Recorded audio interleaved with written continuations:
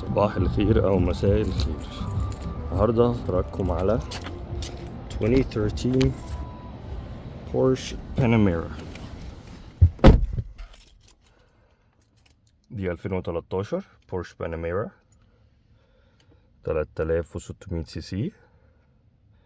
العربية 300 حصان، ماشية 81,000 بس مش كيلو، مايل. ودي سعرها هنا في أمريكا بيعمل من حوالي 19 ل 22. دور هنسمع صوتها.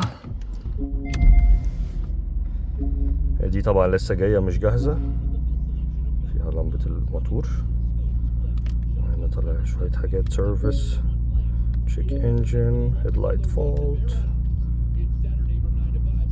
فيها شوية فولتيز طالعة كده. ديت بتطلع من 0 لحد 60 بالظبط في خلال 5 ثواني. العربيات الحلوة اللي موجودة كاللكجري، وبالذات اللون الأبيض بتاعها. مشاكلها مش كتير،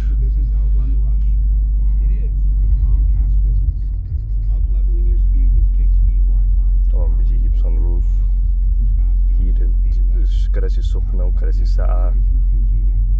في بيجي منهم بصباع كده هو اللي بيدور العربية ويخلي المفتاح في جيبك. فيها اوبشنز كتيرة حلوة. ديت هي العربية طبعا عشان الجو ساقع برا فبترعش شوية وهي لسه دايرة. طبعا لسه جاية من الاوكشن، مجهزتش خالص.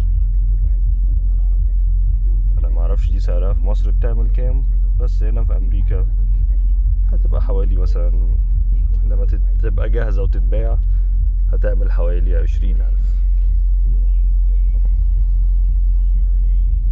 دي دفع خلفي، مفيهاش اي توربو، هي بس الموتور بتاعها اللي هو 3.6 3600. فيها طبعا السبورت مود وفيها شوية اوبشنز حلوة. ده من اكتر الحاجات اللي انا بحبها، بيفتح اللي هو التيل بتاع العربية كده، تخلي شكل العربية حلو. بشرح لكم تفاصيل تانية عن العربية دي بالظبط، كموتور وكترانسميشن او الفتيس بتاعها وعيوبها ايه ومميزاتها ايه في فيديو تاني. صباحكم فل.